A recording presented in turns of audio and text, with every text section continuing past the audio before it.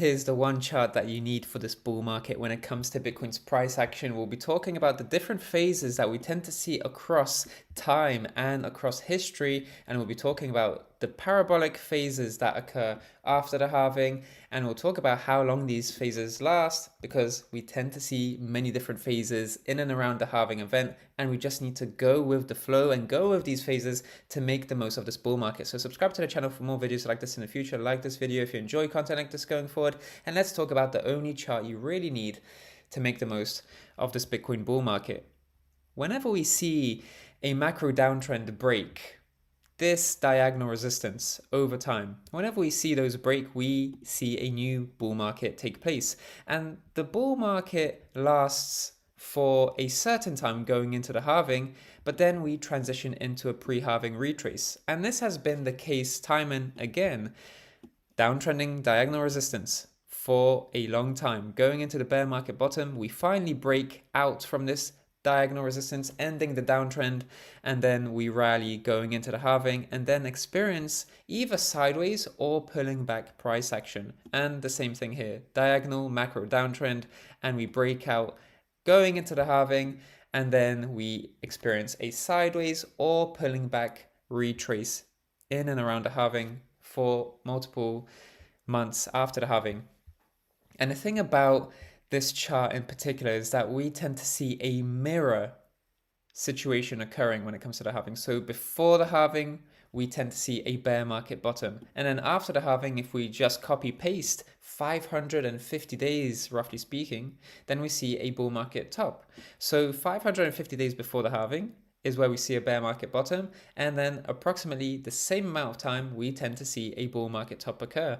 And in the post 2016 halving period, we saw price rally for 518 days, so slightly shorter than what we saw in the pre-halving period in terms of a bear market bottom.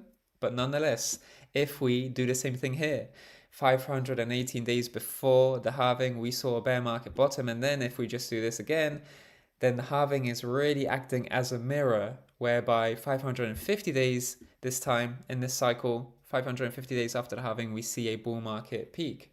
And so if these principles persist, because in this cycle we saw 517 days before the halving, a bear market bottom took place. So if we just extend that by a month, because historically whenever we see, for example, 517 days before the halving, a bear market bottom, then 550 days after the halving is where we see a bull market top. If we see a bull market top 518 days after the halving, then 550 days before the halving is where we saw a bear market bottom. So 517 days after the halving here, if we see a bull market top take place 550 days after the halving, that gets us into September 2025, October 2025. And so this mirror image is really important in just giving us that perspective that really this is the only chart that you need to have here. Ignore the downside volatility, whichever happens in and around this halving period. We tend to see simple downside volatility, whether that's pulling back, whether it's sideways consolidation, post-halving. We're seeing a bit of both, in fact, sideways consolidation, but also a retracing element to that. But we will reverse towards the upside at some point, and that point is coming quite soon, because 160 days after the halving, we see a breakout to new highs. And these are phases that we need to be paying attention to. We have seen the pre-halving rally phase before the halving event. We've seen that many times, pre-2016, pre-2020, and pre-2024 halving, because the pre-halving rally gets us into a halving retrace. So this retrace occurs prior to the halving, but it can persist going into the post-halving period, like it has in this case. Here in 2020, we saw that this pre-halving retrace also persisted. It actually transitioned us into consolidation. And in 2016, you can see that this retrace got priced into really impressive lows after the halving, but then recovered from there. But predominantly, reaccumulation is the phase in which we are in now. So it's this red box where we are retracing, moving sideways for the most part, just sideways consolidation for up to 160 days after the halving. That has historically been the moment whereby price would then transition into the parabolic phase of the cycle, because after reaccumulation, we see post-halving parabolic upside. Parabolic upside takes place after the halving, 160 days after the halving. We see a breakout from the reaccumulation range. Of course, we see diminishing returns in these parabolic phases, but nonetheless, we tend to see those phases take place once price breaks out from that reaccumulation phase, and we're on the cusp of a breakout into the parabolic phase now that September is ending and Q4 of 2024 is beginning as well.